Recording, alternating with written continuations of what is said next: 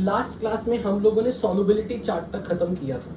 Solubility chart में हमने ये देख लिया था कि कौन कौन से मेटल आयन के कार्बोनेट सॉल्युबल या इनसॉल्युबल है, कौन कौन से सॉल्ट्स के सल्फाइड सॉल्युबल है या इनसॉल्युबल है। इसी तरीके से हमने फॉस्फेट, सल्फेट, नाइट्रेट्स, एसिटेट्स, नाइट्राइट्स की सॉल्युबिलिटी की चर्चा की थी। आई hope this is very clear. यहां तक हम लोगों ने कर लिया था। एम आई राइट? ओके, सो आज की क्लास में हम इसी चीज को आगे यूज करेंगे, बट आप ये ध्यान में रखना कि सॉल्युबिलिटी का अगर कभी भी कोई क्वेश्चन आ गया तो आपके इस चार्ट से आएगा। आपको ये पता होना चाहिए कौन सी मेटल्स के कार्बोनेट्स सॉल्युबल है, किनके कार्बोनेट सॉल्युबल नहीं है। लास्ट में हमने फॉस्फेट लिखे थे। फॉस्फेट्स में मैंने ये बताया था कि सिर्फ sodium, potassium, rubidium, caesium, 4 metal ions के फॉस्फेट सॉल्युबल है। उसमें एक लाइन अब आप आज और ऐड करो फॉस्फेट की सॉल्युबिलिटी वाले टेबल में।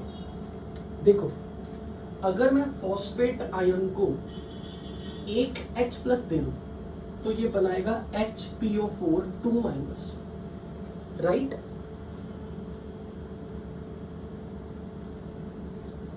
ये चीज तो क्लियर है ना? मैंने डायरेक्ट एडिशन किया और charge +1 -3 is -2। Hydrogen phosphate, this is simple phosphate, this is hydrogen phosphate।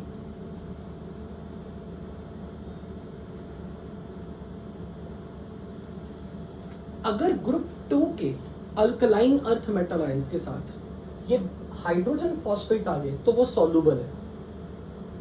मैंने क्या कहा, सुना आपने? Am I audible? अगर हाइड्रोजन फॉस्फेट के साथ कोई केटायन अल्कलाइन अर्थ मेटल का आ गया, ग्रुप 2 का आ गया, like magnesium, barium, that is soluble. Magnesium, calcium, strontium, barium, so hydrogen phosphates of alkaline earth metals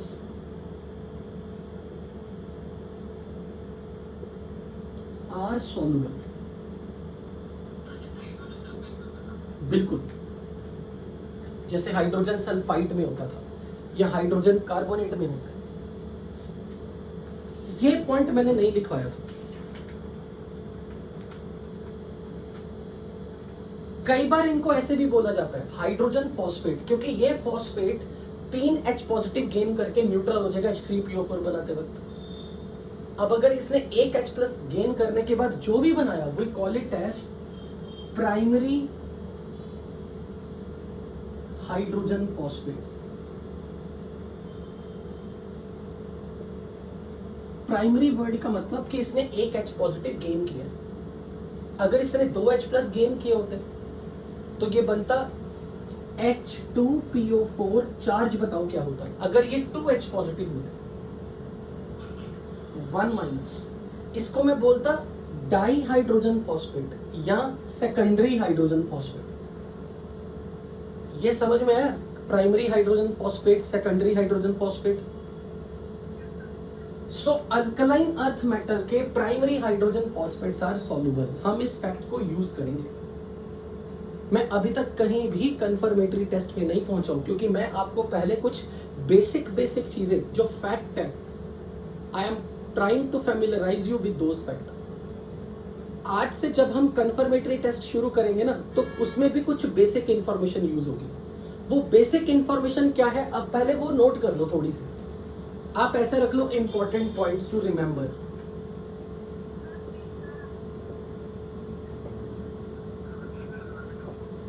okay, just a minute, अपने आप सही हो जाएगा। विद इन ए मिनट हो जाएगा, within a few seconds हो जाएगा।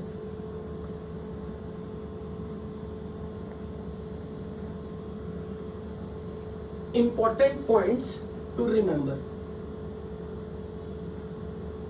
ये जो पॉइंट्स मैं यहां बताने लगा हूं, ये सिर्फ क्वालिटेटिव एनालिसिस के लिए नहीं यूज होने वाले। आने वाले ऑलमोस्ट P ब्लॉक की केमिस्ट्री, D ब्लॉक की केमिस्ट्री, तब हर जगह ये यूज होगी इंफॉर्मेशन। जब भी कभी डाइक्रोमेट आयन हो, अगर ये रिडॉक्स रिएक्शन में हिस्सा लेगा तो ये रिड्यूस होके क्रोमियम +3 में कन्वर्ट होगा। Chromium in the +6 state will convert into +3।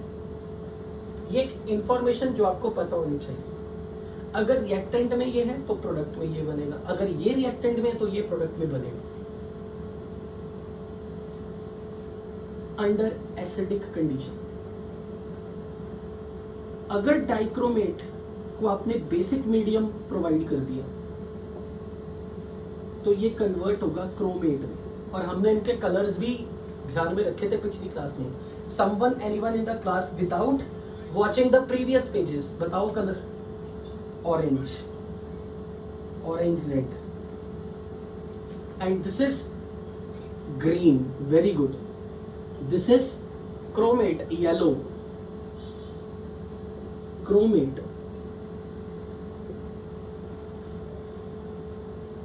अब यहां पर आप जो काम की चीज नोट करोगे, क्रोमियम ऑक्सीडेशन नंबर +6 में है, अभी भी +3 में यहां पर है।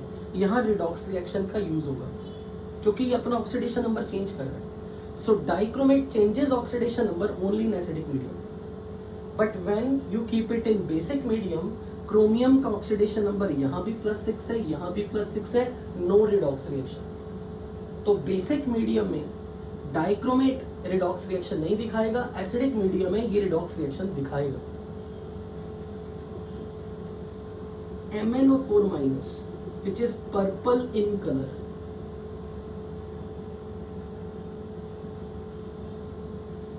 अगर मीडियम हुआ एसिडिक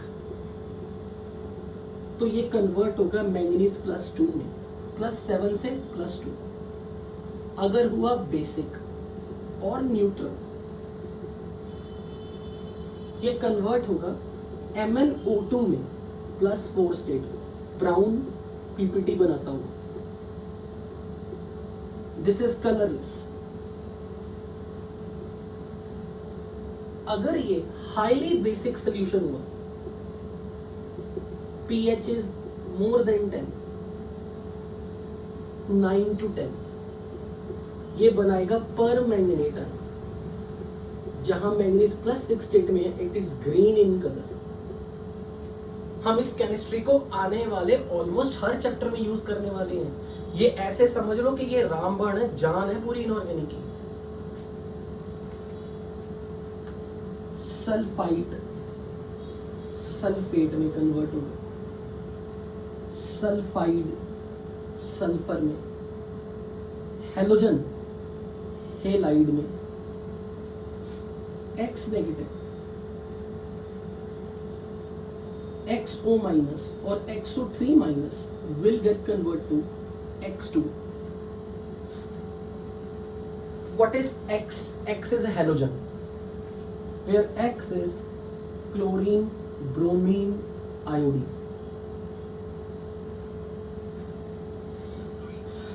बिल्कुल नहीं करेंगे क्योंकि फ्लोरीन का ऑक्सीडेशन नंबर रिजिड है, वो मोर देन 1 ऑक्सीडेशन स्टेट नहीं दिखाएगा। फ्लोरीन हमेशा -1 स्टेट में रहना चाहेगा, इसलिए ये रिएक्शन वही दिखाएंगे रिडॉक्स रिएक्शन वाली जिसमें हैलोजन अपना more than 1 possible oxidation state दिखा सके। थायोसल्फेट सल्फेट में कन्वर्ट होगा या फिर टेट्राथायोनेट में कन्वर्ट होगा। कब सल्फेट में, कब टेट्राथायोनेट में? when oxidizing agent is weak like iodine, and when oxidizing agent is strong like chlorine, bromine. These are the fundamental information जो हम ऑलमोस्ट पूरे चैप्टर में यूज करने वाले हैं। Basics of P block, X2 is converted into X-, XO- और XO3- get converted to X2, और यहां पर आप लिख लो और X- भी आ सकता है। XO- और XO3- can be converted to X2 or X-. What is X? X is halogen, chlorine, bromine, iodine.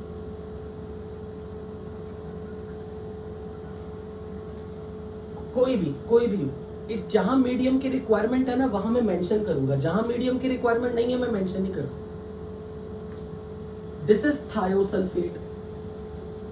Thiosulfate gets converted into sulfate when oxidizing agent is powerful, like chlorine, bromine. When it is weak oxidizing agent like iodine, converted into tetrathionate. Oxalate get converted to CO2. Fe2 plus get converted to Fe3 plus. Tin plus 2. Tin plus 4.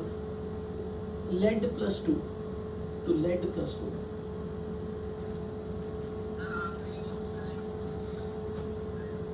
कोई externally डाला है, कोई बाहर से oxidising agent डाला है? मैंने बाहर से कोई ऑक्सीडाइजिंग एजेंट डाला। मैं अभी एग्जांपल दूंगा ना जब आपको, तब आपको इसकी क्लैरिटी मिलेगी। फिलहाल मैं आपको बस ये बता रहा हूं ABCDEF।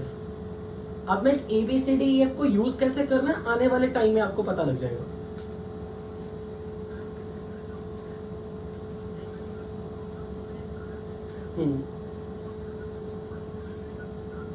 देखो, अगर जब मैं बोल रहा हूं ना कलरलेस है, actually it is transparent.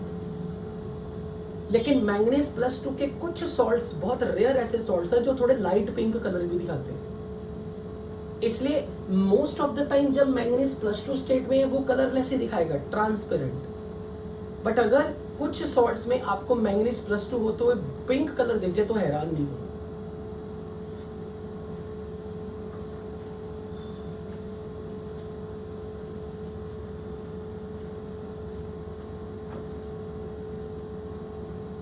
So thiosulfate in presence of strong oxidizing agent gets converted to sulfate.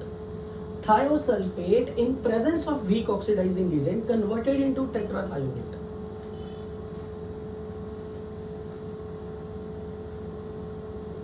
Arsenic plus 3 to plus 5 in form of AsO3 minus to AsO4 minus.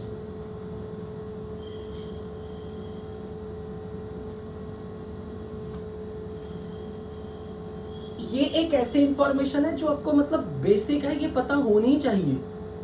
इसके बगैर आप इनऑर्गेनिक कर ले तो इसका मतलब प्योरली रट रहे हो सारी चीजें।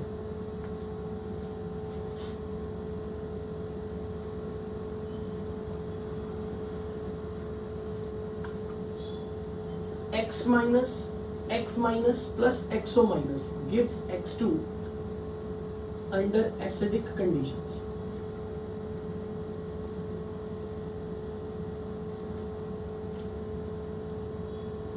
Sulfur in basic medium undergo sulfite and thiosulfate. Phosphorus under basic condition form phosphine plus H2PO2 minus. कोई गर्ल स्टूडेंट कुछ बोल रही थी।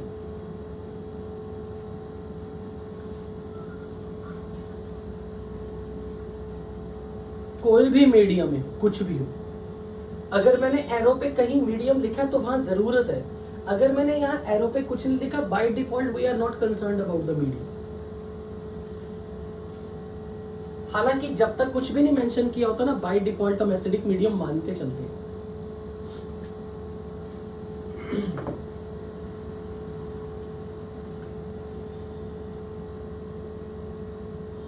Nitrite,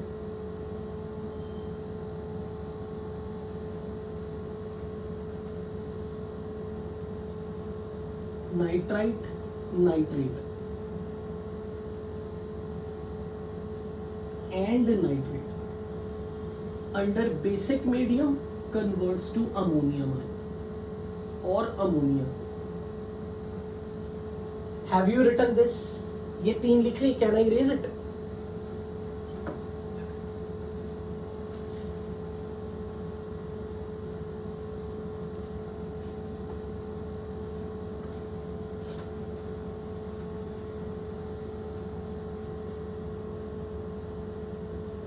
Nitrate or nitrite under acidic condition produces NO mostly. Sometimes NO2.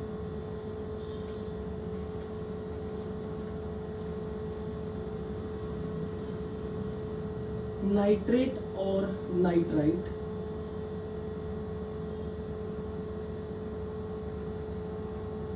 Produces N2 gas. कब? जब कोई medium question में reaction में मेंशन नहीं किया। अगर no medium is mentioned in the question then N2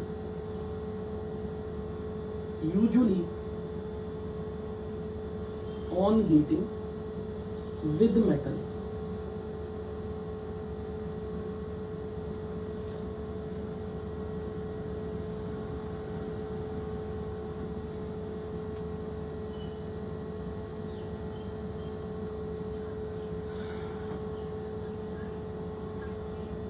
अरे एंड करो, मतलब नाइट्राइट हो उससे भी ये बन सकता है, नाइट्रेट हो उससे भी ये बन सकता है, नाइट्राइट से भी ये बन सकता है, इससे भी ये बन सकता है। मैं ये नहीं कह रहा कि मिक्सचर है, मैं कह रहा हूं कि अगर नाइट्रेट से N2 बन सकता है तो नाइट्राइट से भी N2 बन सकता है। नाइट्राइट और समझ लो, अगर आपको इसमें कोई दिक्कत है आप ऐसे समझ लो, स्लैश लगा देता हूं, ऐसे लगा लो, आप ऐसे लगा लो अगर आपको इसमें कंफ्यूजन हो।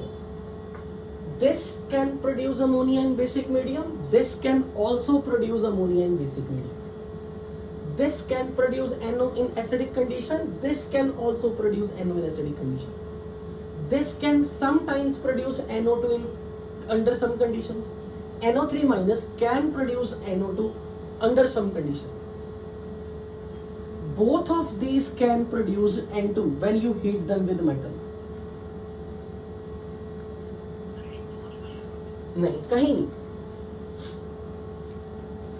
Have you noted this? क्या मैं इसे इरेज कर दूं?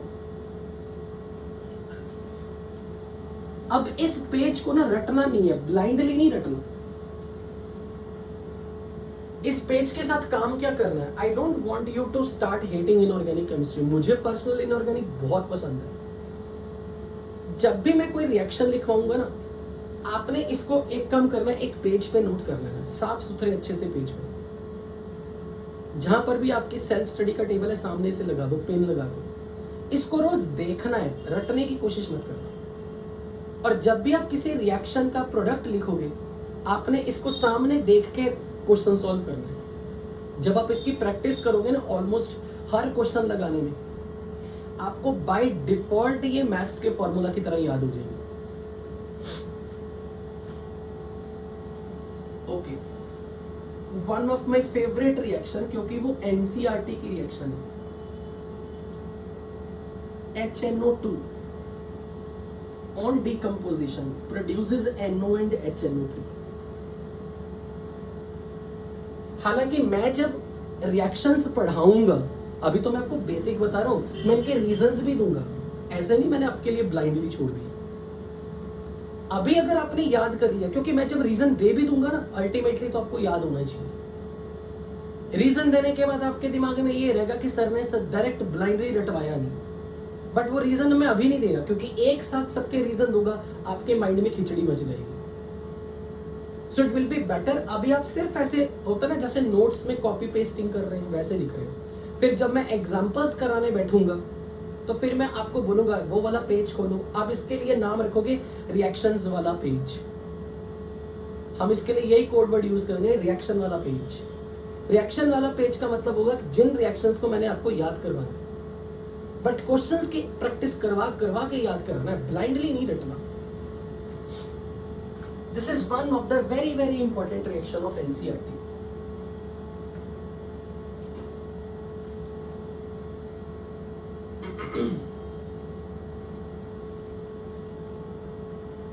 Noted?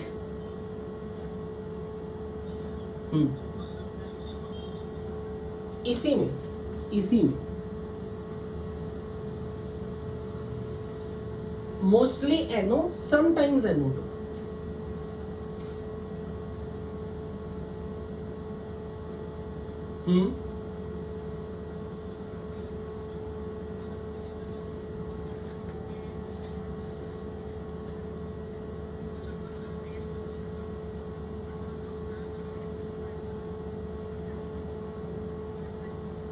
मैं एक्चुअली ना समझा नहीं हूँ क्वेश्चन बेसिकली, मतलब मैं एक्चुअली में समझा नहीं आपका क्वेश्चन। सॉल्युबिलिटी के रिगार्डिंग क्या कहना चाह रहे हो?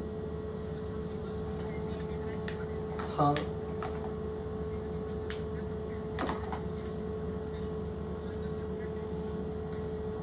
ओके।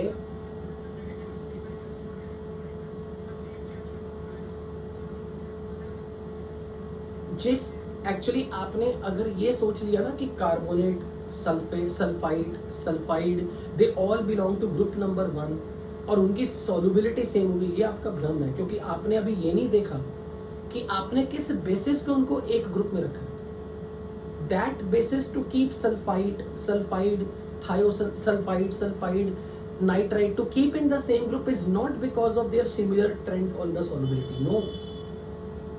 उसका रीजन क्या है वो एक अलग चीज है, वो हम कंफर्मेटरी टेस्ट की क्लास स्टार्ट करने से पहले एक बार रिकॉल करेंगे। Solubility and to classify different acid radicals in group 1 और group 2, the criteria to classify them is not the solubility. You got?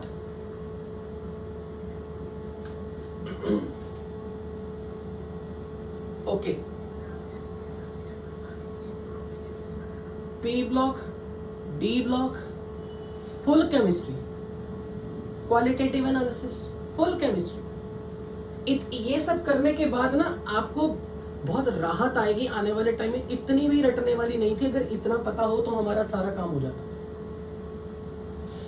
Okay, can I erase it now? Okay, अब जहां जहां मैं इन रिएक्शंस को यूज करूंगा आने वाले टाइम में, वहां हम इनको हमेशा पेज को सामने रख के देख के करेंगे। उससे आपको थोड़ी सी ना एक साइकोलॉजिकल सेटिस्फैक्शन मिलता है। हालांकि इसमें से ऑलमोस्ट मैंने 60 to 65% रिएक्शंस का रीजन एस ब्लॉक के लेक्चर्स में दिया था। अगर किसी ने एस ब्लॉक की प्लेलिस्ट में रिएक्शंस अच्छे से सुनी हो मेरी, तो उसमें से आपको इनमें से कईयों के रीजन मिल जाएंगे। Okay, now I am going to start basically today's chapter, confirmatory tests. यहां से हमारा असली चैप्टर स्टार्ट हो रहा है, confirmatory test of acid radicals. नहीं, अभी मैं सिर्फ पढ़ाऊंगा। एसिड रेडिकल्स जब मैं वर्ड यूज कर रहा हूं, ध्यान से सुनना। मान लो हमारे सिलेबस में है एनायंस का टेस्ट। मान लो कोई एसिड है, लेट्स से H2CO3, मैंने इसकी रिएक्शन लिखी NaOH के साथ, और आपने ये लिख के बनाया Na2CO3 प्लस वाटर। अगर मैं आपसे ये पूछूं कि इस सॉल्ट में केटायन वाला पार्ट कहां से आ रहा है और एनायन वाला पार्ट कहां से आ रहा है, सॉल्ट के अंदर केटायन वाला पार्ट NaOH से आ रहा है जो कि बेस है, और सॉल्ट के अंदर एनायन वाला पार्ट कार्बोनेट वो एक एसिड से आ रहा है। इसलिए जब भी किसी सॉल्ट के आयंस बनते हैं, जब ये डिसोसिएट करके केटायन एनायन में जाएगा, तो अब आपकी मर्जी है, आप इसे चाहे बोलो केटायन, अब आप इसे एक और नाम दोगे। Cation is called basic radical. Basic radical का मतलब कि cation is the part of the base. Salt के अंदर जो केटायन है वो बेस से आता है, इसलिए हम cationic part of the salt को बोलते हैं बेसिक रेडिकल। और एसिड का एनायन वाला पार्ट सॉल्ट का एनायन बनता है, तो anions are called acid radicals. Anions are called acid radicals and cations are called basic radicals.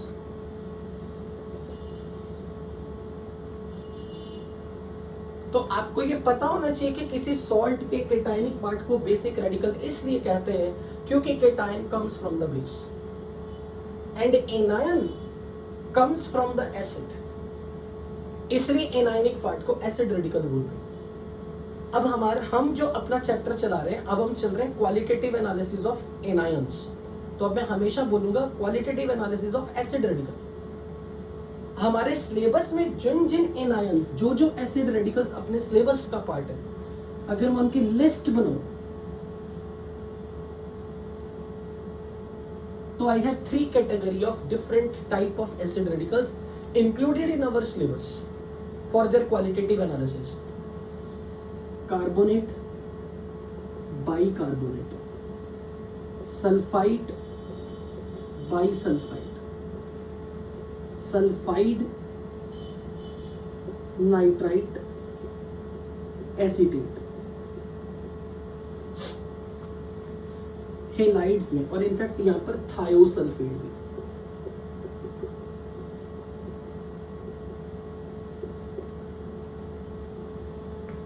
Halides में X माइनस, हेलाइड्स में फ्लोराइड, क्लोराइड, ब्रोमाइड, आयोडाइड। सिर्फ कोटा कल्चर में आप पढ़ रहे हो इसलिए फ्लोराइड के 1-2 टेस्ट हम करने वाले हैं, पर हमारे जेई के सिलेबस में सिर्फ क्लोराइड, ब्रोमाइड, आयोडाइड है। Fluoride is not the part of our syllabus, इसलिए मेरी तरफ से बेशक इसे छोड़ देना चाहिए। नाइट्रेट, इसके अलावा मिसलेनियस में सल्फेट, फॉस्फेट और इनफैक्ट यहां बोरेट भी आता है।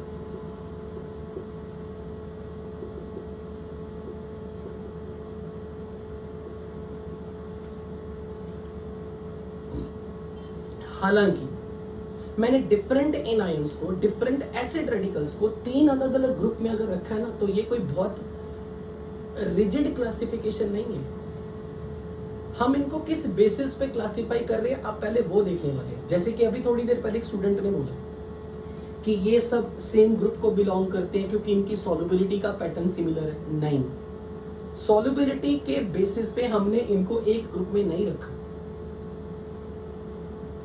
अगर मैं इन सब एनाइंस की बात करूं ना, ये दोनों कैटेगरी को, इनको एक्चुअल में बोलते हैं ग्रुप 1 एनायंस और इन्हें बोला जाता है group 2 anions. But please, group 1, group 2 periodic table वाले ग्रुप 1, ग्रुप 2 नहीं है। We call it as class 1, class 2। आप बेटर है ये वर्ड यूज कर लो, क्लास 1, क्लास 2। ये वो एनाइंस हैं जो किसी एसिड से रिएक्ट करने पे कोई ना कोई गैस बनाएंगे। आई एम रिपीटिंग, ये वो एनाइंस हैं जो किसी एसिड से रिएक्ट करके हीट करने पर गैस बनाएंगे। Acid radicals, when you heat them with acid, they release a gas. That is the reason we call them, we keep them in class 1. अब यहां पर सब क्लासिफिकेशन है, ऐसे समझ लो, क्लास 1A, 1B। अगर इन एसिड्स को, अगर इन एनायंस को किसी एसिड के साथ मिलके गैस तो बनानी है, पर अगर ये एसिड डाइल्यूट एसिड हो तो वो क्लास 1 के एनायंस। क्लास 1 के एनायंस डाइल्यूट कंडीशंस में अगर आप एसिड यूज करोगे तो गैस रिलीज कर देगी, पर इनको अगर गैस रिलीज करनी है तो एसिड कंसंट्रेटेड होना चाहिए। आई एम रिपीटिंग, अगर इनको, इनसे आपने किसी एसिड के साथ मिला के गैस बनानी है, then acid can be dilute only. अगर इनको गैस बनानी है किसी एसिड के साथ मिलके, then acid can be dilute as well as concentrated. They can produce gas on reaction with dilute and concentrated acid both. They can produce gas only with dilute acids, not with concentrated acids. So class 1A acid radicals produce gas only on reaction with acids, dilute acids.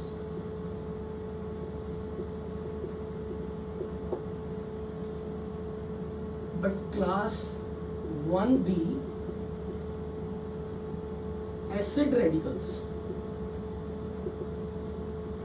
can produce gas on reaction with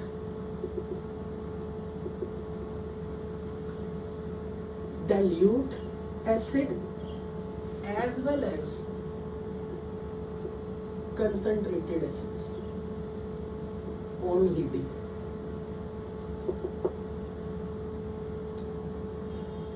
अब ध्यान से समझना, मान लो जब मुझे lab में experiment करनी है तो मैं सिस्टमेटिकली चलूंगा। मेरे को सॉल्ट दे दिया, सॉल्ट के एनायन को जब मुझे कंफर्मेटरी टेस्ट में डिटेक्ट करना है तो मैं पहले उसका थोड़ा सा पार्ट लूंगा।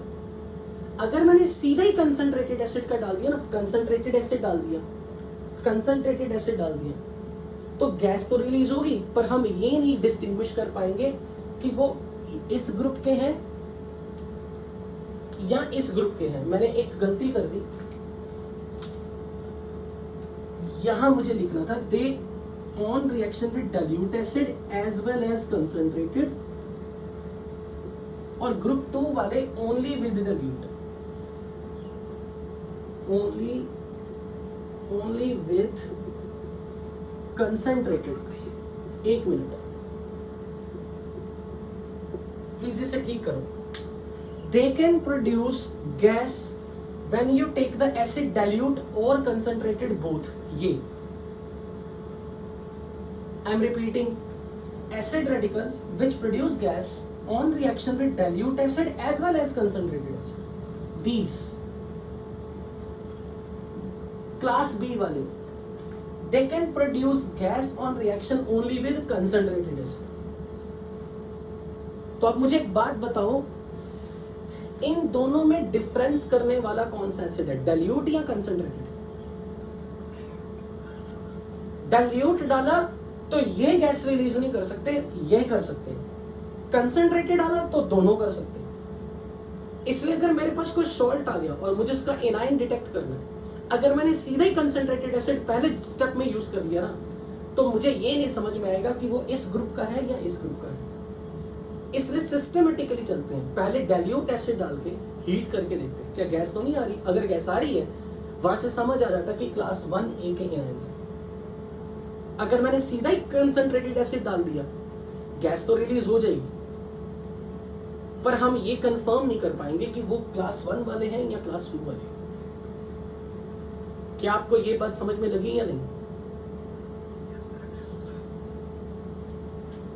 क्लास 2 के अंदर जो एनायंस है, वैसे तो इसमें ये भी है क्रोमेट डाइक्रोमेट, पर ये हमारे सिलेबस का पार्ट नहीं, they are not a part of our syllabus. हाँ, पर डी ब्लॉक में जब आने वाले टाइम में ट्रांजिशन मेटल्स पढ़ोगे तब इसकी जरूरत पड़ेगी। For qualitative analysis only these two are important, but for coming time in the D block chemistry we need this. ये वो आयंस हैं जो ना डाइल्यूट एसिड ना कंसंट्रेटेड एसिड के साथ रिएक्ट करने पर कोई गैस रिलीज नहीं करते। फिर से रिपीट कर रहा हूं, ये आयंस वो हैं जो डाइल्यूट एसिड डालो या कंसंट्रेटेड एसिड डालो, they can produce the gas. ये वो आयंस हैं जिनको अगर गैस बनानी है तो एसिड मस्ट बी कंसंट्रेटेड। ये वो आयंस हैं which can neither produce the gas on reaction with dilute acid nor concentrated acid. इसलिए जो हमने इनकी क्लासिफिकेशन रखी है वो इस आधार पे रखी है, ना कि सॉल्युबिलिटी के आधार पे। सो क्लास 2 में जो आयंस है, क्लास 2N आयंस और acid radicals, they do not produce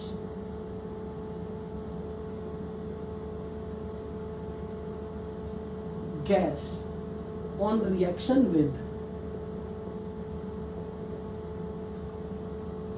either dilute acid or concentrated acid.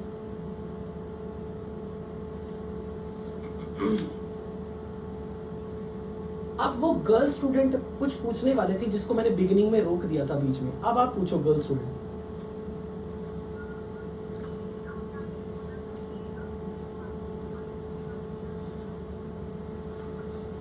हाँ, मैं कराऊंगा, बिल्कुल कराऊंगा, मुझे याद है। Okay okay.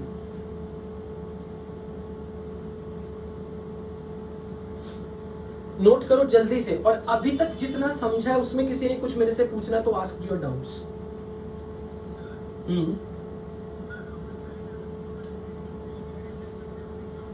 एग्जैक्टली पहले प्रीलिमिनरी टेस्ट करते हैं, पहले हम उसकी कलर अपीयरेंस स्मेल वगैरह चेक कर लेंगे, फिर उसको ड्राई हीटिंग टेस्ट करवाएंगे, फिर चेक करेंगे फ्लेम टेस्ट, फिर चेक कर लेंगे बोरेक्स बीट टेस्ट, फिर चेक कर लेंगे माइक्रोकॉस्मिक सॉल्ट टेस्ट, फिर चेक कर लेंगे हम उसके क्या बोलते हैं फ्यूजन, या फिर वो स्वेलिंग तो नहीं कर रहा हीट करने पे, charcoal cavity test, charcoal cobalt nitrate test. ये सारे टेस्ट प्रीलिमिनरी करने के बाद हम कंफर्मेटरी टेस्ट पे आए।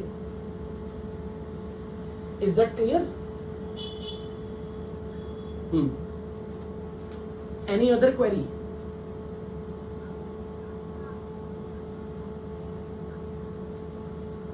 वो क्लास 2 वाले थे, वो इस आधार पे थे, क्योंकि उस टाइम पर मैं आपके सामने ये वर्ड इंट्रोड्यूस नहीं करना चाह रहा था कि मैं किस बेसिस पे क्लासिफाई कर रहा हूं। मैंने सीधा आपके सामने रख दी लिस्ट ऑफ एनाइंस। पर अब आपको ये क्लैरिफिकेशन आज मिल रही है कि क्लास 1 में जितने भी एनाइंस होंगे वो या तो डाइल्यूट एसिड या कंसंट्रेटेड एसिड से हीट करने पे कोई गैस देते हैं।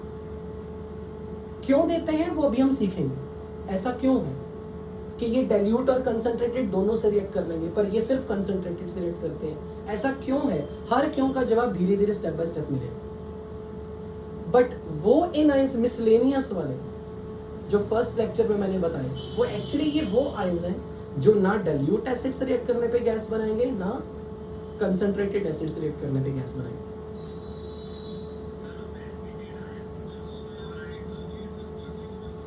हाँ, एक्चुअली मैंने बोरेट मिसलेनियस में बताया था। मैंने आपको बोला ना कि इनकी क्लासिफिकेशन का एक्चुअली कोई रिजिड कैटेगरी नहीं है। कुछ किताबों में एसीटेट आपको इस लिस्ट में लिखा मिलेगा, और मैं भी ये मानता हूं कि एसीटेट इस लिस्ट में है। फिर आप बोलोगे आपने ऐसा क्यों लिखा है रेजोनेंस की शीट में ऐसा। एसीटेट की डिटेक्शन ये मैटर नहीं करता ना, जब आपको पता है कि इस लिस्ट के आयंस डाइल्यूट एसिड में भी और कंसंट्रेटेड एसिड में भी गैस प्रोड्यूस करेंगे, तो अगर मुझे एसीटेट की डिटेक्शन करनी है ना, तो मैं कंसंट्रेटेड एसिड डाल के भी डिटेक्ट कर सकता हूं।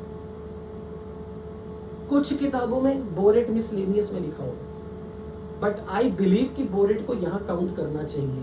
वो आपको तब पता लगेगा जब आप आने वाले टाइम में लैब टेस्ट पढ़ने शुरू कर दो। Borate is not very important as far as our syllabus is concerned, but borate का एक इकलौता टेस्ट है जो हमें आपको पढ़ाना है, जिसके लिए मैंने उसे आपको इस लिस्ट में क्लास 1B में लिखा। अदरवाइज बोरेट को डिटेक्ट करना हो तो मैं इस मेथड से भी, जिन मेथड से मैं इसे डिटेक्ट करूंगा वो मैं इस पे भी यूज करूंगा तो मेरा डिटेक्शन हो जाएगी। बट मैं फिलहाल मोस्ट प्रिसाइजली हमारे एग्जाम पॉइंट ऑफ व्यू से जिस लिस्ट में हमने जिसको रखा मैं उस हिसाब से बता रहा हूं, जिससे हमारी शीट में एसीटेट डाइल्यूट में रखा हुआ। लेकिन अगर कभी कोई कंसंट्रेटेड में लिख देना तो वो गलत नहीं है। एक्चुअल में इसे कंसंट्रेटेड की लिस्ट में दिखाते हैं, पर वो इसलिए फर्क भी नहीं पड़ रहा क्योंकि ये कोई क्वेश्चन नहीं आपसे पूछने वाला कि इसे ग्रुप क्लास 1A में रखना है या क्लास 1 मतलब क्लास 1B में रखना है, क्योंकि जो एनायन डाइल्यूट एसिड से रिएक्ट करके गैस दे देगा वो तो कंसंट्रेटेड से भी कर ही देगा। I hope that's clear to you. अब उसके बाद मैं पढ़ाऊंगा, आगे 10 मिनट्स बाद मैं फिर से बोलूंगा आस्क डाउट्स। ओके, हेडिंग बनाओ, detection of carbonate, confirmatory test for carbonates.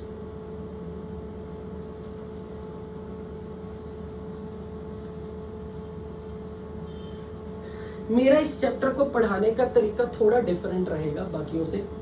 मैं ये नहीं कह रहा मैं कोई स्पेशल वे में पढ़ाने वाला हूं। मैं आपको एग्जैक्टली उस तरीके से ये चैप्टर पढ़ाऊंगा जिस तरीके से क्वेश्चन में आते हैं। शीट में जो तरीका है ना उसमें क्या है, हर आयन उसके 3 4 5 टेस्ट की लिस्ट, फिर उसमें कई बार बंदा बोर हो जाता है। मैं आपको क्वेश्चंस की फॉर्म में करवाऊंगा कि आपको क्वेश्चन किस फॉर्म में आएगा, हम उस स्टाइल में पढ़ेंगे सारे टेस्ट। पर अब जब आप टेस्ट जानने से पहले हमेशा एक बेसिक इंफॉर्मेशन अब बहुत ध्यान से सुनो। हमारे पूरे सिलेबस में 4 तरह के रिएक्शन। पहला reaction acid base,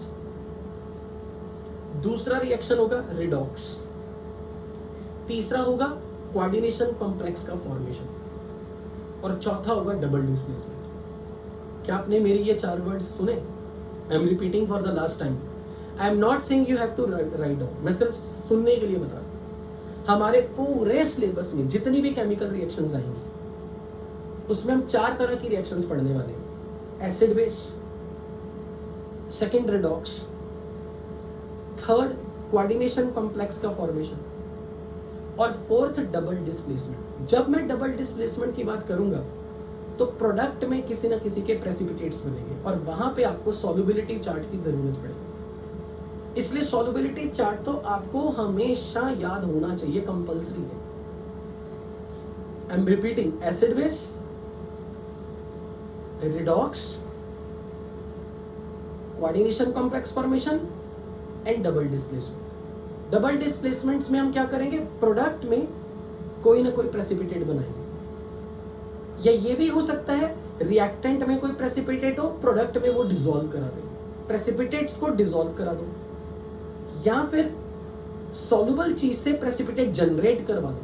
double displacement में हम ये चीज देखेंगे। So now I am going to start with general introduction of these ions. General introduction of these ions, सबसे पहले आपको पता होना चाहिए डाइल्यूट एसिड, अगर मैंने लिया HCl, concentrated acid HCl, dilute H2SO4, concentrated H2SO4, कुछ हेडिंग नहीं डालना, अभी सिर्फ सुनना है। मैंने कहा ना मैं शीट का पैटर्न नहीं फॉलो कर।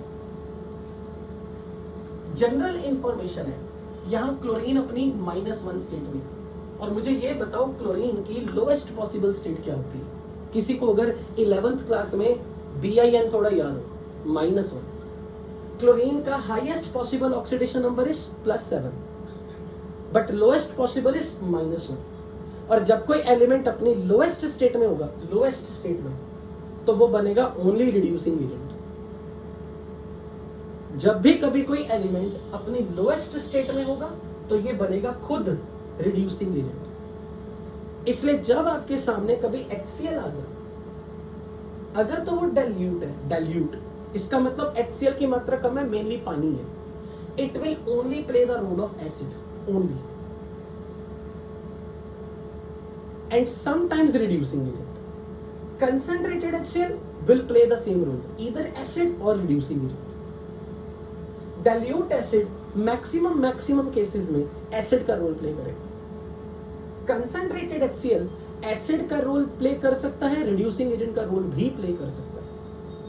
मैं फिर से रिपीट कर रहा हूं, ध्यान से सुनना। It will play mostly acid as a role, इसका रोल होगा एसिड का। Very rare it can behave like reducing agent.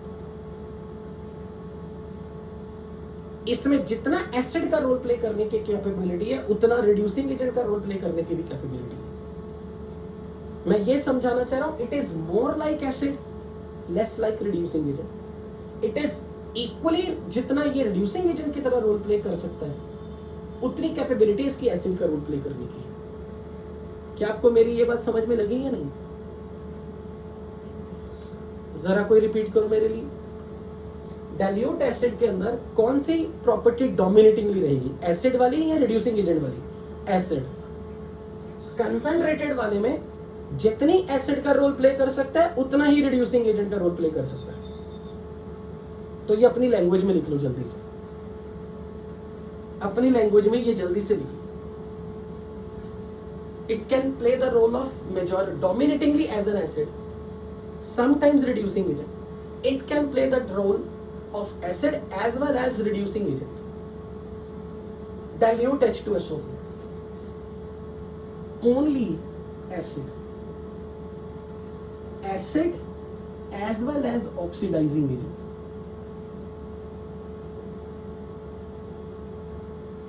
क्योंकि यहां सल्फर अपनी हाईएस्ट ऑक्सीडेशन स्टेट में है, और जब किसी एसिड में कोई एलिमेंट अपनी हाईएस्ट ऑक्सीडेशन स्टेट में होगा तो वो ऑक्सीडाइजिंग एजेंट होगा ओनली। अब नहीं सिर्फ एसिड। अब इन एनाइंस में क्योंकि ये एसिड कंसंट्रेटेड हो तब भी गैस रिलीज करेंगे, और ये अगर डाइल्यूट एसिड से रिएक्ट हुआ तब भी गैस प्रोड्यूस करेंगे। तो एक्चुअल में हो क्या रहा है, कार्बोनेट को अगर एसिड से रिएक्ट करवा दिया, एसिड ने देना H+, और हम कौन सा एसिड यूज कर रहे हैं पहले, डाइल्यूट एसिड। हम सीधी स्टार्टिंग कंसंट्रेटेड से नहीं करेंगे, मैंने डाइल्यूट एसिड डाला इनमें, और जब डाइल्यूट एसिड डोमिनेटिंगली एसिड का रोल प्ले करेगा, डोमिनेटिंगली, तो ये एसिड विल लूज H+, और ये CO3 2- से मिलके बनाएगा H2CO3, जो हीट करने पे कौन सी गैस रिलीज करेगा बताओ, CO2 गैस। तो अब अगर कोई आपसे पूछे, जो थोड़ी देर में पहले बोल रहा था, why carbonate on reaction with dilute acid produce gas, तो आपको रीजन पता लग गया कि H2CO3 बनता है, which decomposes to form CO2 in water। अगर ये आ गया सल्फाइड, मैंने एसिड यूज किया डाइल्यूट, कंसंट्रेटेड नहीं, तो dilute acid will play the role of majority wise only acid, तो इट विल लूज H+, तो ये मिलके इसके साथ बताओ क्या फॉर्मूला बनेगा, H positive H2SO3, which decomposes to form, इसमें से वाटर निकाल दो H2O, it will produce SO2 gas. Easy है ना रिएक्शन, इजी है ना ये रिएक्शन, मुश्किल तो नहीं ना लगी, like H2CO3। This is sulphurous acid, बिल्कुल सल्फ्यूरस एसिड, कार्बोनिक एसिड। अगर सल्फाइड आ गया, डाइल्यूट एसिड लिए, तो dilute acid will produce H+, बताओ प्रोडक्ट में कौन सी गैस बनेगी, H2S गैस। क्या इसके अंदर ऑक्सीजन है, क्या ये डीकंपोज करने पे वाटर बना सकता है, तो इसमें जो गैस निकलेगी H2S गैस खुद ही है। नाइट्राइट, नाइट्राइट डाइल्यूट एसिड्स, बताओ क्या लिखो प्रोडक्ट में, डाइल्यूट एसिड से आने वाला HNO2। अब सुनो, यहां पर अब सुनो, रिएक्शन वाला पेज खोलो, याद आ गया कौन सा पेज, रिएक्शन वाला पेज खोलो, खोला। अब मुझे इसमें बताओ, इस एसिड में HNO2 का डीकंपोजिशन कहीं मैंने लिखवाया, मेरी फेवरेट रिएक्शन NCERT वाली, तो मुझे अब सुनो ध्यान से, अब सुनो ध्यान से, मैंने ऐसे आपको पेज खुलवा के बताने। This on heating produces HNO3 and N. This is a gas. This is a gas. लेकिन HNO3 में नाइट्रोजन +5 स्टेट में है, तो मुझे ये बताओ HNO3 में नाइट्रोजन अगर अपनी +5 स्टेट में है, it is present in its highest state or in lowest state? तो it will play the role of oxidizing agent or reducing agent? It will play the role of oxidizing agent। तो ये इसे oxidise करेगा। जब कभी ये आपको, ये को मैं ये चीज अब कभी आपको रिवाइज नहीं कराऊंगा, जब कभी किसी कंपाउंड में एलिमेंट अपनी हाईएस्ट स्टेट में आ गया, वो ऑक्सीडाइजिंग एजेंट है, और मैंने अब ये रिवाइज नहीं करवाना। So this is oxidising agent, it can oxidise this. In fact it is very easy to get oxidise. अगर ये ना भी होता ना, एयर के अंदर ऑक्सीजन इसे ऑक्सीडाइज कर देती है। NO एयर में ऑक्सीजन से रिएक्ट करके NO2 गैस भी बना सकता है, जो ये भी करवा सकता है। तो NO जब भी बनेगी, एयर के कांटेक्ट में अगर आएगी, तो वो NO2 में कन्वर्ट हो जाएगी। और अब मुझे ये बताओ, कुछ दिन पहले हमने NO2 का कलर देखा था, NO2 is reddish brown, reddish brown, this is reddish brown.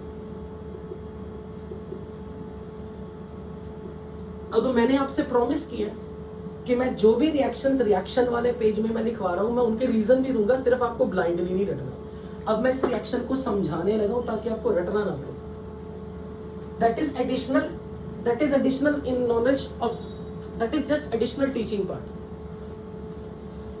जिसके कारण मेरा सिलेबस स्लो रहेगा। वाले हैं जो केमिस्ट्री में रियली इंटरेस्टेड है, वरना अगर आपको इतना याद है मोर देन इनफ। HNO2 में नाइट्रोजन का ऑक्सीडेशन नंबर बताओ। HNO2 में नाइट्रोजन की ऑक्सीडेशन स्टेट +3। नाइट्रोजन का हाईएस्ट पॉसिबल स्टेट है +5, हाईएस्ट। और अब ये बताओ नाइट्रोजन की लोएस्ट पॉसिबल स्टेट निकालनी सिखाई थी। वेरी गुड, शाबाश। जो हाईएस्ट है उसमें से -8। तो ये नाइट्रोजन इस वक्त जिस भी ऑक्सीडेशन स्टेट में है, क्या वो हाईएस्ट स्टेट में है या लोएस्ट स्टेट में है या इंटरमीडिएट स्टेट में?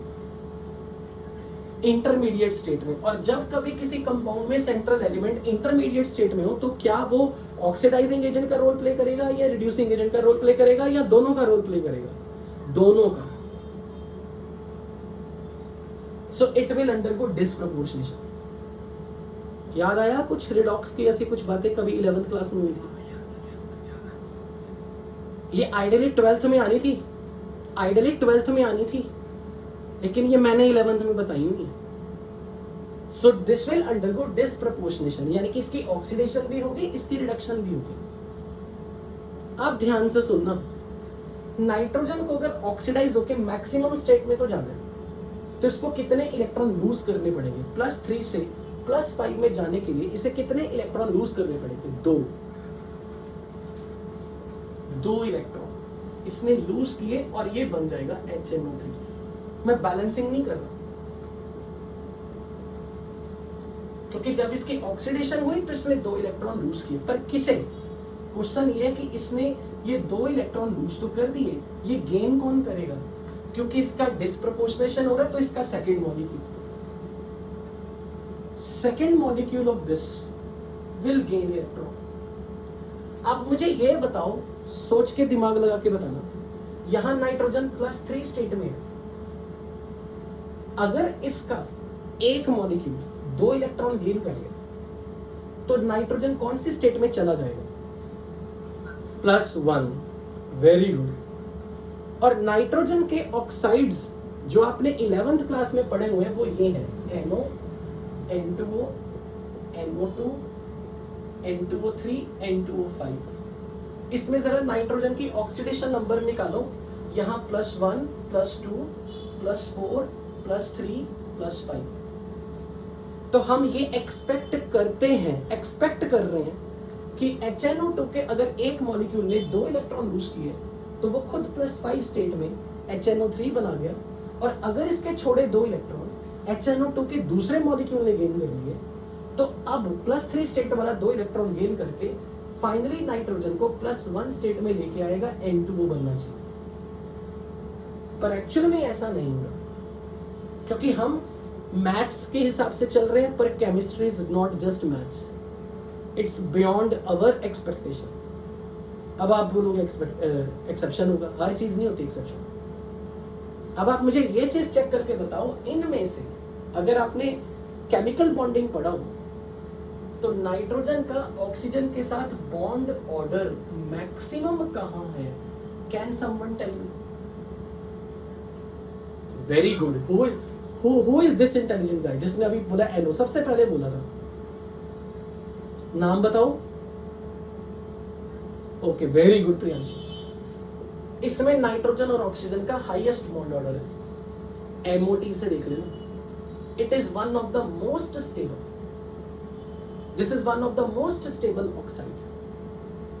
इसलिए अपनी कॉपी में रिएक्शन वाला पेज खोलो तो मैंने आपको क्या लिखवाया, कहीं ऐसे लिखवाया नाइट्राइट हो या नाइट्रेट हो under acidic condition mostly NO, ऐसे करके लिखवाया। मुझे अब ये बताओ यहां कौन सा आयन दिख रहा है? H पॉजिटिव NO2- दिख रहा है नाइट्राइट? बोलो। तो नाइट्राइट हो या नाइट्रेट हो, एसिडिक कंडीशन कौन? ये खुद एसिड है, नाइट्रस एसिड। और जब बन रहा है नाइट्रिक एसिड, ये खुद एसिड है, तो एसिडिक कंडीशंस तो आ गई, रिएक्टेंट से भी प्रोडक्ट से भी। तो एसिडिक कंडीशन में मोस्टली NO बनाएगा। क्यों बनाएगा? क्योंकि NO जो है that is most stable oxide among all these because of its highest bond order. इस तरीके से आप इन चीजों को याद रखते हुए, मतलब इन चीजों को ऐसे समझोगे तो आपको लगेगा नहीं इतना भी रट्टा नहीं है। पर अब मैं लगा रहा हूं फिजिकल केमिस्ट्री, दोबारा से सुनना ध्यान से। अगर मुझे प्रोडक्ट में NO बनवाना है, नाइट्रोजन को +2 स्टेट में लाना पड़ेगा, +3 से +2 में, तो इसको कितने इलेक्ट्रॉन गेन करने पड़ेंगे? एक। इसे 1 इलेक्ट्रॉन गेन करना पड़ेगा। अब अगर ये 2 इलेक्ट्रॉन दे रहा है, अगर ये 2 इलेक्ट्रॉन लूज कर रहा है, लेकिन लेने वाला कह रहा है मैं 1 ही लूंगा, तो फिर 1 मॉलिक्यूल और खड़ा करना पड़ेगा। क्यों OH-, 1 मॉलिक्यूल और खड़ा करना पड़ेगा। क्यों? क्योंकि इसने छोड़ दे 2 इलेक्ट्रॉन, और ये कह रहा है नहीं मैं 1 ही गेन करूंगा, तो फिर इसके जैसे 2 मॉलिक्यूल लाओ ताकि इसके छोड़े 2 इलेक्ट्रॉन, 1 इसे मिले 1 इसे मिले, क्योंकि चार्ज कंजर्व तो करना ही है। Net electron lost should be net electron भी। तो जब इसका 1 मॉलिक्यूल 2 इलेक्ट्रॉन लूज करेगा और इसके छोड़े हुए 2 इलेक्ट्रॉन 2 मॉलिक्यूल आगे 1-1 गेन करने, तो अब ये भी NO में कन्वर्ट होगा 1 इलेक्ट्रॉन गेन करके। तो जब आप ओवरऑल रिएक्शन की बैलेंसिंग देखोगे, तो ये जो मैंने NCERT की रिएक्शन आपके सामने लिखी है, HNO2 gives HNO3 plus NO, तो आप देखोगे कि इसका कोफिशिएंट 3 है और इसका कोफिशिएंट 2 है। 3 क्यों आया अब ये बताओ? क्योंकि HNO2 के कितने मॉलिक्यूल लेने पड़ गए? 1 2 3।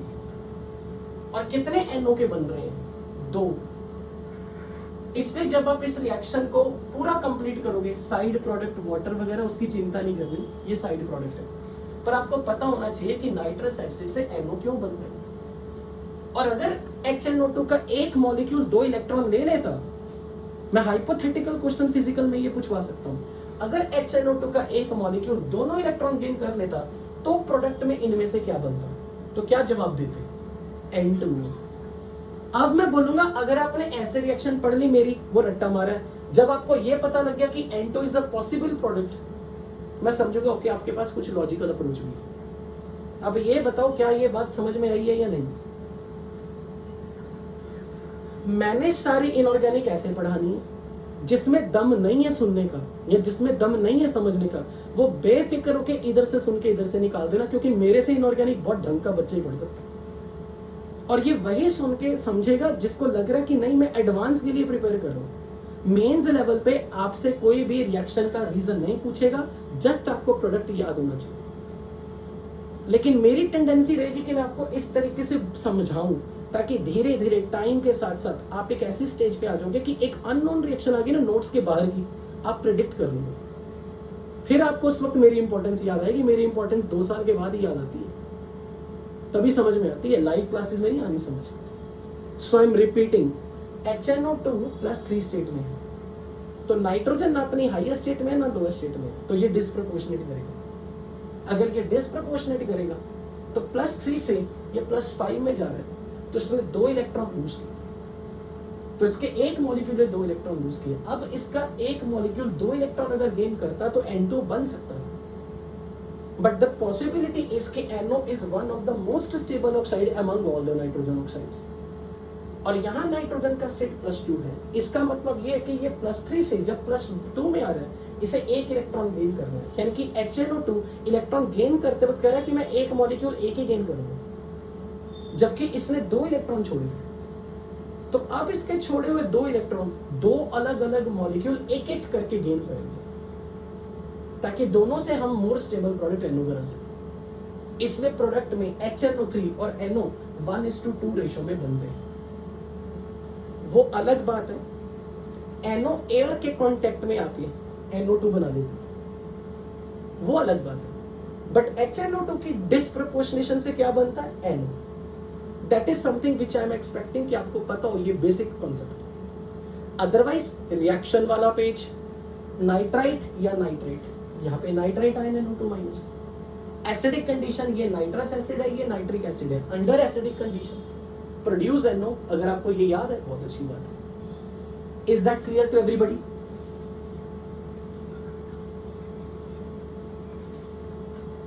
ओ हेलो, जरा उनकी स्टेबिलिटी कंपेयर कर। बॉन्ड ऑर्डर देख क्या हो रहा है। प्लस अगर मैं N2O4 और N2O5 में देखूं ना, अगर तू उसके केमिकल स्ट्रक्चर्स देखेगा, इसकी रेजोनेंस स्टेबिलिटी ज्यादा दिखेगी। अब अपनी ऑर्गेनिक लगा के plus M minus M effect लगाइयो वहां पे। ओके नहीं, ये मैं लिखवाने के लिए बोल ही नहीं रहा हूं, ये सिर्फ मैंने समझाया, ये लिखने के लिए नहीं तो मैं इतना कुछ लिखवा दूंगा कॉपी भर जाएगी पूरी। अब जो काम की चीज, JEE Mains, coming back to JEE Mains, carbonate कौन सी गैस रिलीज करेगा? CO2। सल्फाइड कौन सी गैस रिलीज करेगा? SO2। सल्फाइड कौन सी गैस रिलीज करेगा? H2S। नाइट्राइट कौन सी गैस रिलीज करेगा? NO2। इनमें से अभी तक जितनी भी गैसेस देखी, कौन सी कलर्ड गैस है? NO2। Rest all are colourless. So this is colorless as well as odorless. Rest all have smell. Rest all have odor. So CO2, अगर मैं कलर की बात करूं और स्मेल की बात करूं, कलर भी नहीं स्मेल भी नहीं। NO2 गैस, स्मेल भी कलर भी। H2S, no color only smell. SO2, no color only smell. They all are pungent smelling gases. Smell के लिए कैसे याद रखोगे? H2S की स्मेल पहली क्लास में पढ़ी थी, rotten egg smell. SO2 burning sulphur. अगर लिखना है तो ये लिखो, काम कीजिए।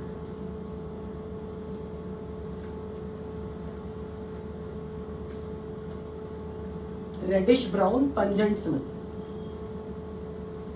Pungent smell.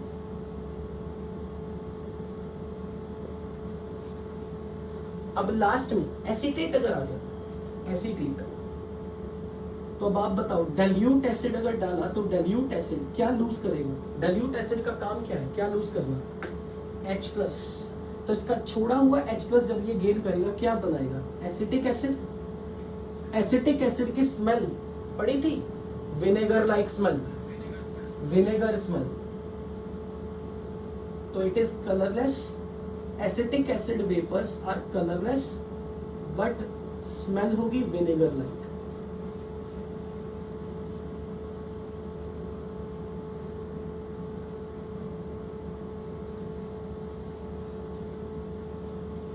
आई थिंक यहां तक आपको गैसेस के बारे में सब अंदाजा लग गया होगा। कुछ पूछना है मेरे से?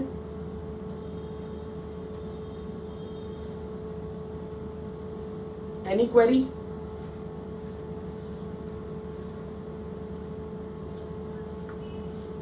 अब आ रहा हूं थायोसल्फेट पे।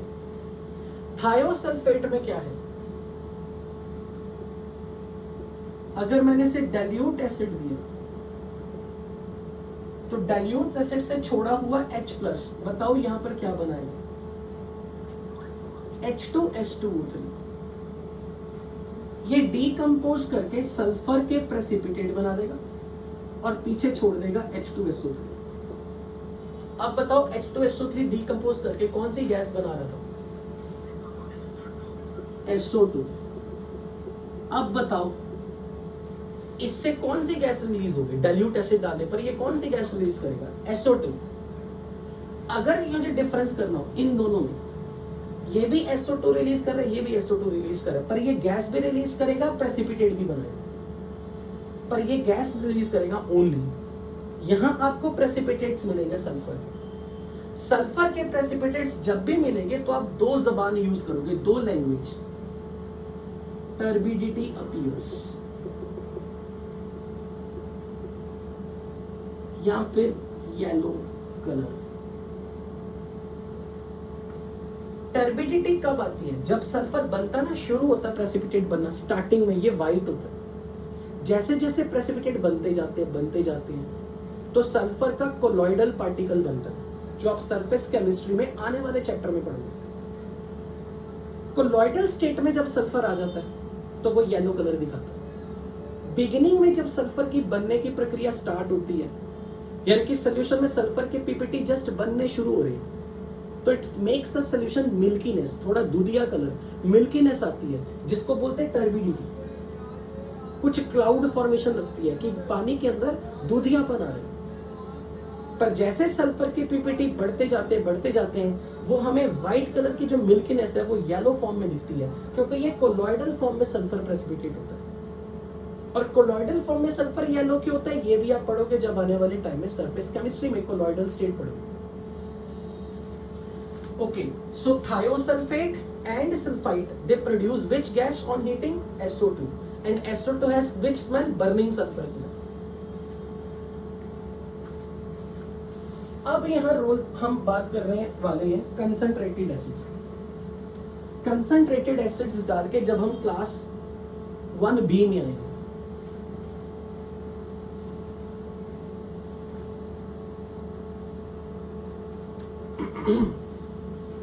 for class B, class 1B acid radicals,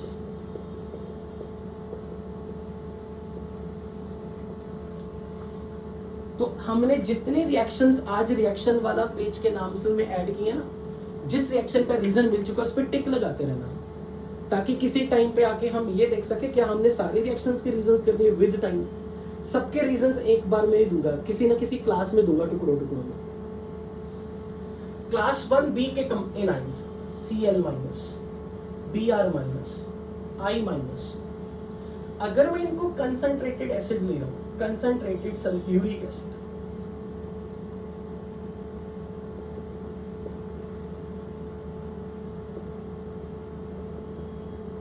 अब मुझे ये बताओ, concentrated sulphuric acid can play the role of what? Only acid, only oxidising agent, और both? Both. It can play the role of both.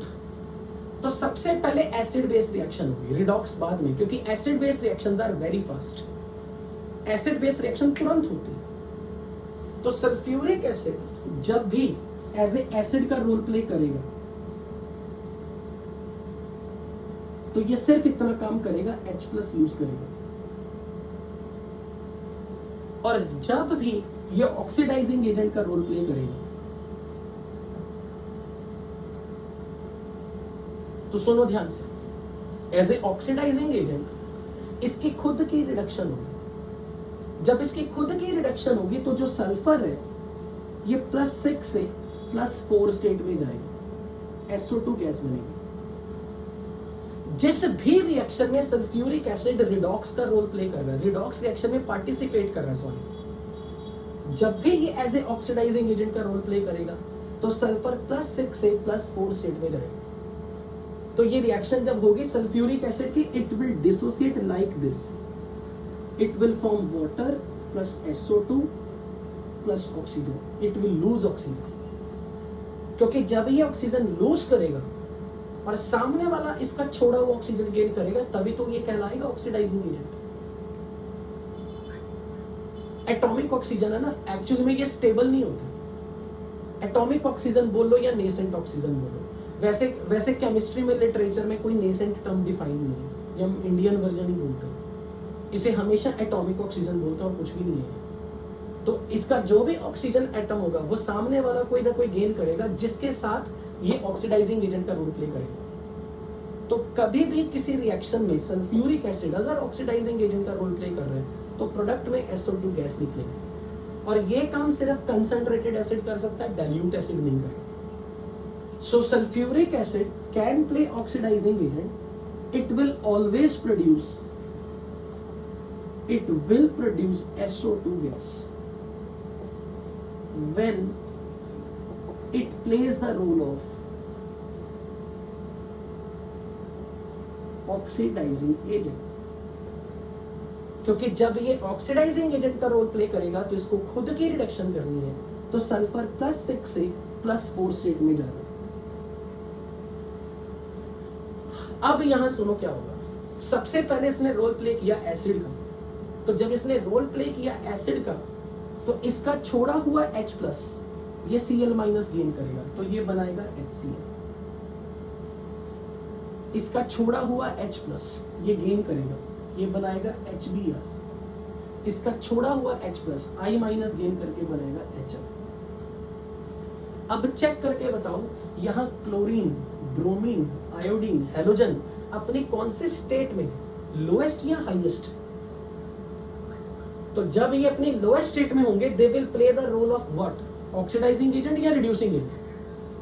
तो अब आपके दिमाग में आना चाहिए ये अपनी लोएस्ट स्टेट वाले हैं और यहां सल्फर अपनी हाईएस्ट स्टेट वाला है। तो जैसे ये बनेंगे तो अब ये इनके साथ रिडॉक्स रिएक्शन करेंगे और रिडॉक्स रिएक्शन जब होगी तो ये ऑक्सीडाइजिंग एजेंट, ये reducing agent, oxidising reducing, oxidising reducing. अब मेरे रिएक्शन वाले पेज पे आओ, रिएक्शन वाला पेज खोलो, मुझे ये बताओ कहीं मैंने लिखवाया X2 किस में कन्वर्ट हुआ, हेलोजन। तो जहां भी मेरे रिएक्शन वाले पेज में ऐसे है ना, तो मैं ये दिखाना चाह रहा हूं अगर ये रिएक्टेंट में होगा तो ये बनेगा और अगर ये रिएक्टेंट में तो ये बनेगा।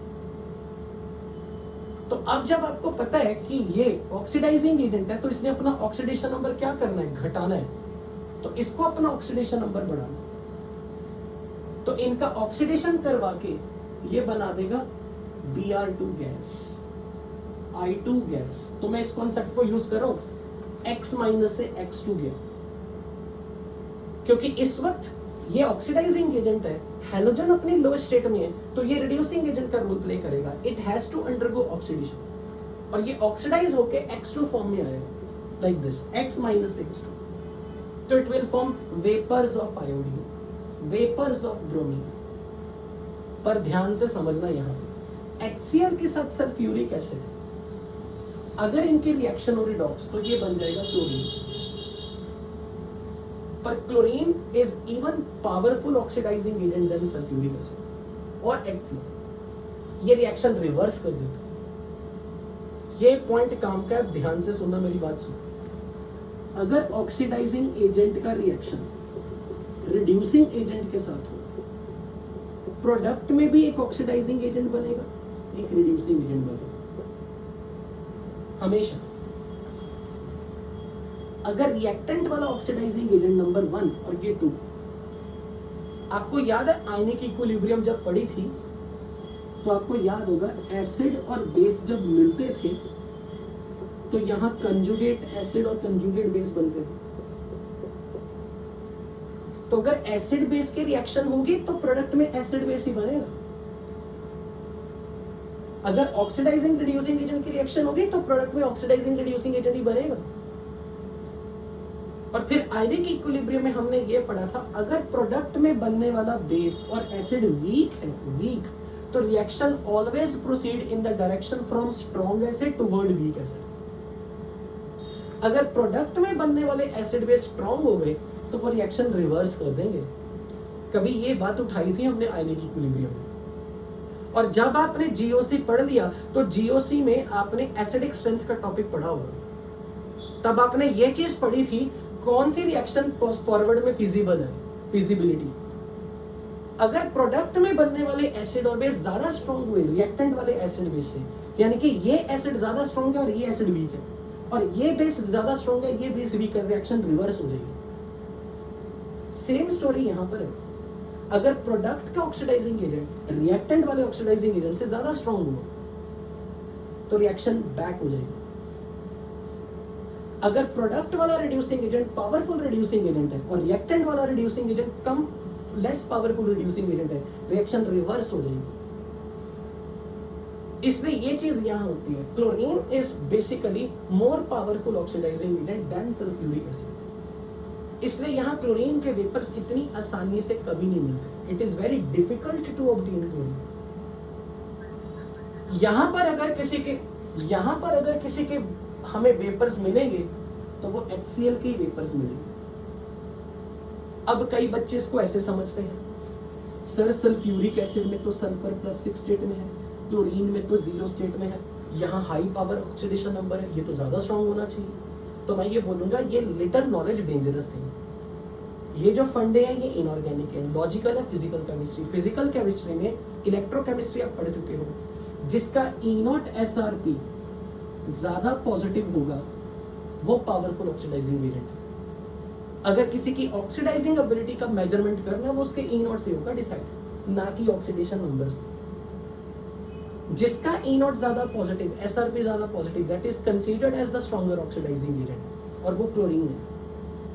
इसलिए ये बिल्कुल नहीं सोच रहा कि यहाँ पर +6 स्टेट है, यहाँ 0 स्टेट है।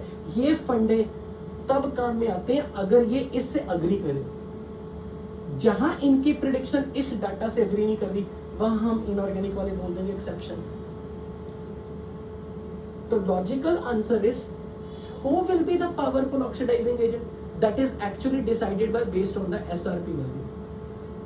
More positive E naught SRP, more positive SRP, powerful oxidizing agent. इसलिए क्लोरीन की अगर मैं बात करूं तो अगर वहां क्लोरीन बनती, क्लोरीन रिएक्शन को रिवर्स कराती है। So chlorine is powerful oxidising agent than sulphuric acid. इसलिए वहां पर वेपर्स HCl के ही बनते हैं।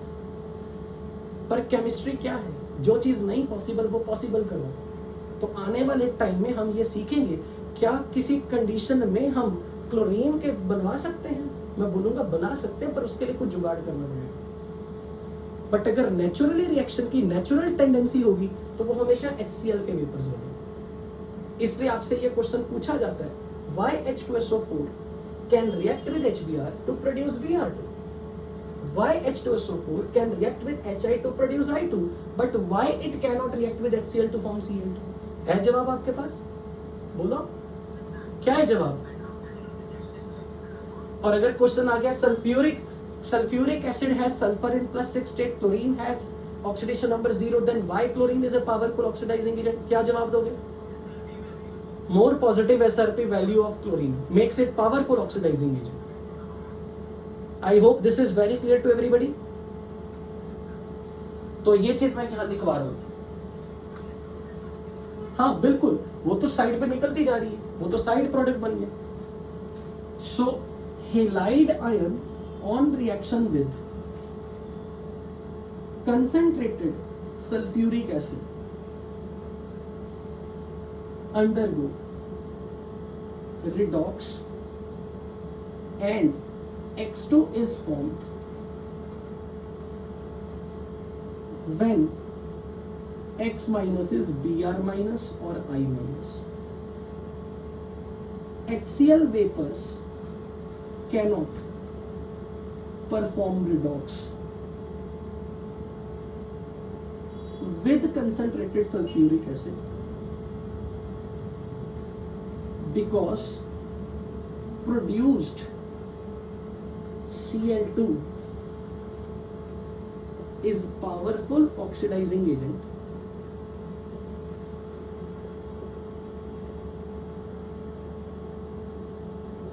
and reverses the reaction backward.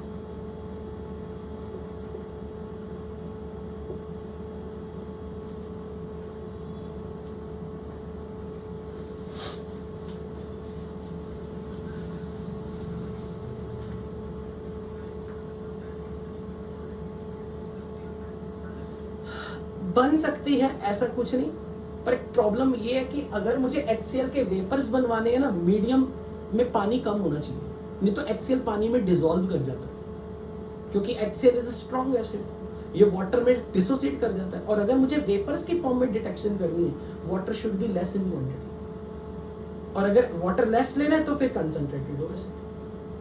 हम नहीं चाहते कि अगर मैंने डाइल्यूट एसिड लिया होता तो HCl पानी में डिसॉल्व कर जाता, डिसोसिएट हो जाता, और HCl डिसोसिएटेड फॉर्म में रहता, गैस ही ना बनती। अभी तक की क्लास में ये one of the best question था जिसने अभी मेरे से ये सवाल पूछा। ओके, अब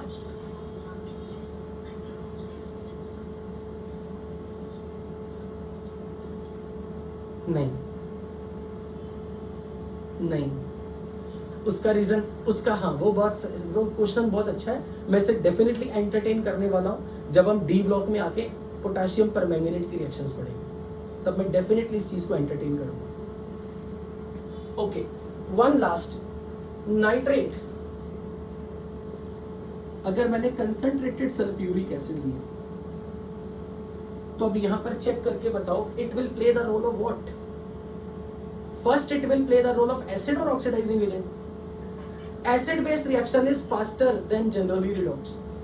तो ये अपना H प्लस लूज करेगा, इसका छोड़ा हुआ H प्लस ये गेन करके क्या बनाएगा, HNO3। अब अपने रिएक्शन वाला पेज, जब इनकी रिडॉक्स रिएक्शन होगी, जब इनकी रिडॉक्स रिएक्शन होगी तो मुझे ये बताओ नाइट्राइट और नाइट्रेट अंडर एसिडिक कंडीशन किसमें कन्वर्ट होता है, NO मोस्टली एंड समटाइम्स। और NO एयर के कांटेक्ट में जब आएगी क्या बनेगा, NO2। तो यही चीज यहां पे हुई है इनकी रिएक्शन से, क्योंकि ये एसिडिक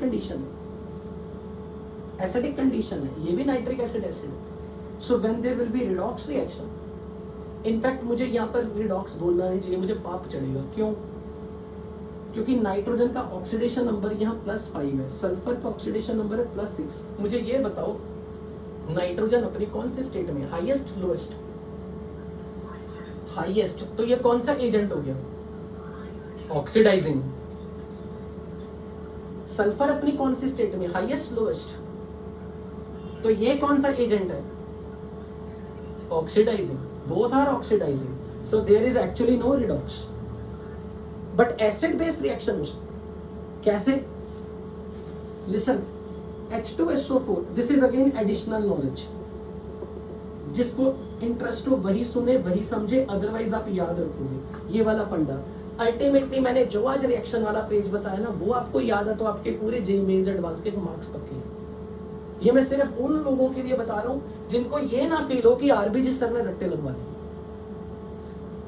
तो H2 एडिशनल नॉलेज अगर मैं बात करूं तो यहां H2SO4 की रिएक्शन HNO3 से होती है।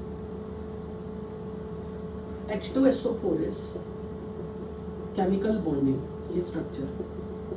नाइट्रिक एसिड इज, अच्छा मुझे ये बताओ नाइट्रिक एसिड, ये HNO3 एसिड है या बेस है,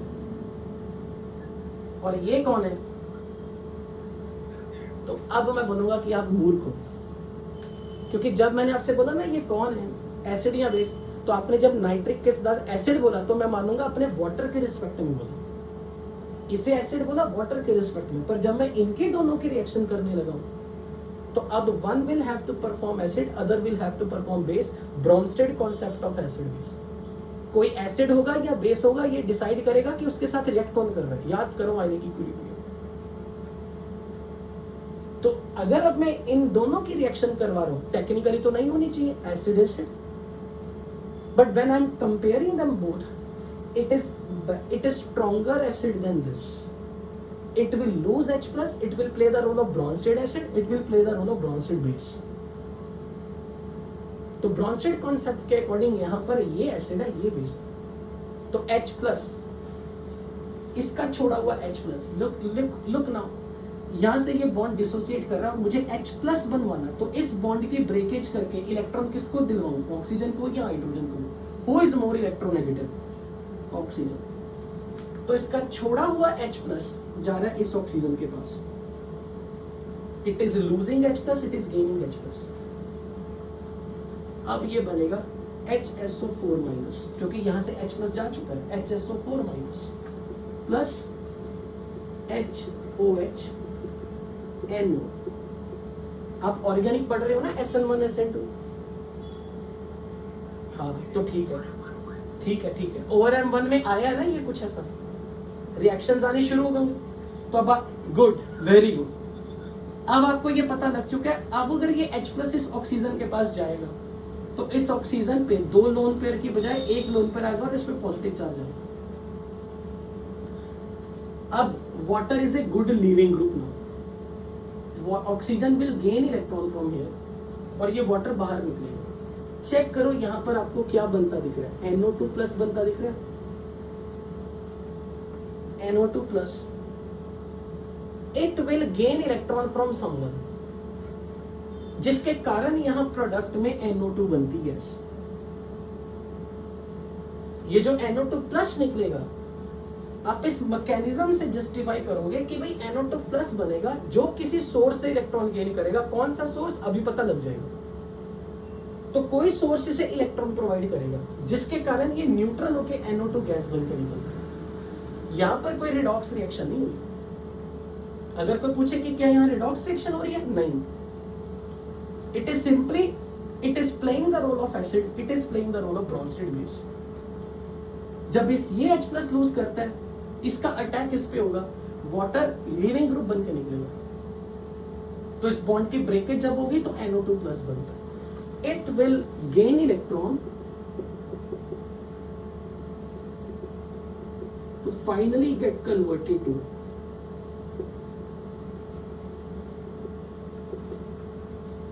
NO2.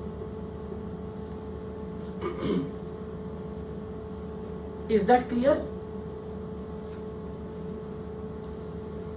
Is that clear?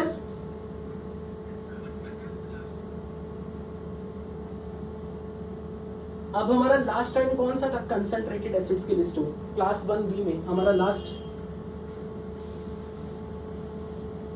BO3 boron का ऑक्सीडेशन नंबर क्या है, रिजिड या फिर वेरिएबल? बोरॉन हमेशा ऑक्सीडेशन नंबर रिजिड दिखाता है, कौन सा? +3। तो जब ये कंसंट्रेटेड सल्फ्यूरिक एसिड से रिएक्ट करेगा, it will have to play the role of only acid और ऑक्सीडाइजिंग एजेंट और बोथ।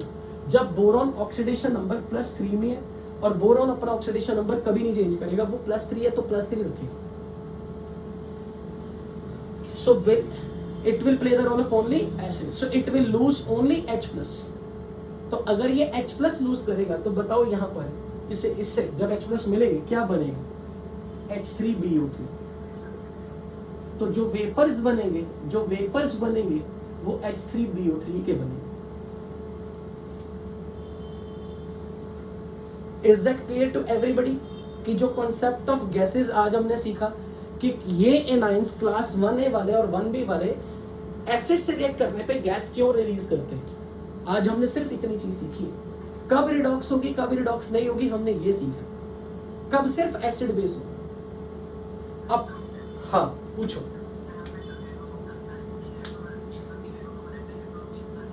हाँ ये अभी नहीं मैंने बताया, क्योंकि वो तब पता चलेगा जब हम proper test of different radicals करना शुरू कर देंगे, तब मैं बताऊंगा कि इसमें इलेक्ट्रॉन कहां से लिए। बट मैंने अभी आज सिर्फ इतना बताया कि हम क्यों कहते हैं कि यहां से NO2 रिलीज हो।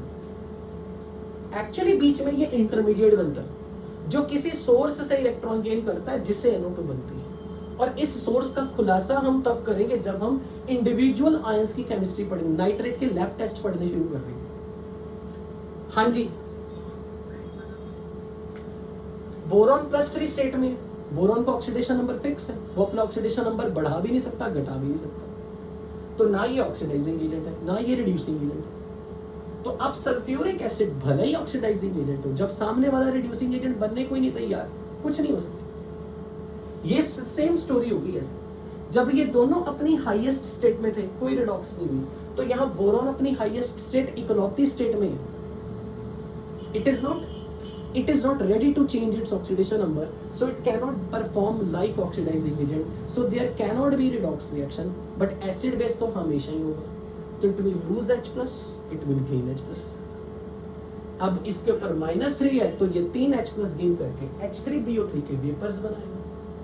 और अब मैं आपसे पूछना चाह रहा हूँ quickly, if you remember in previous classes, borate जिसमें BO3 होगा वो फ्लेम में कौन सा कलर देता है? ग्रीन। तो ये एक्चुअल में हम क्या करेंगे, बोरेट के सॉल्ट में सल्फ्यूरिक एसिड डालेंगे, H3BO3 के वेपर्स बनेंगे, उसको हम किसी तरीके से फ्लेम में ले जाके उसकी ग्रीन कलर की फ्लेम चेक करेंगे। हम इसके साथ आने वाले टाइम में लैब टेस्ट करेंगे, क्योंकि हमें बोरेट का पता कि वो ग्रीन एच फ्लेम देता। तो हम H3BO3 की कोई केमिस्ट्री समझेंगे जिससे प्रोडक्ट में कुछ बनेगा जो फ्लेम में जाके ग्रीन कलर देगा। हाँ जी, इसका नहीं है ग्रीन कलर, किस चीज का ग्रीन कलर है वो मैं बताऊंगा आने वाले टाइम में। हाँ जी, एनी अदर क्वेरी?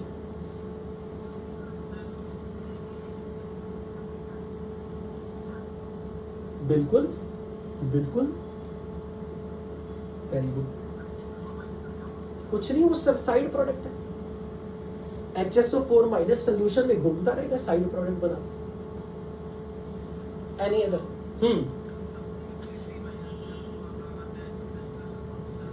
नहीं होता। प्रॉब्लम ये है कि डाइल्यूट H2SO4 में एक्चुअली क्या है, ये बहुत वीक बेस है। इसको H प्लस की कंसंट्रेशन अच्छी खासी मात्रा में दोगे तो ये रिएक्शन फॉरवर्ड में जाएगी। इसकी प्रॉब्लम है कि इसको H प्लस की कंसंट्रेशन इनफ मिलनी चाहिए अगर इसको अपना ये बनाना है। Dilute conditions do not favour this reaction. हाँ जी, और कोई?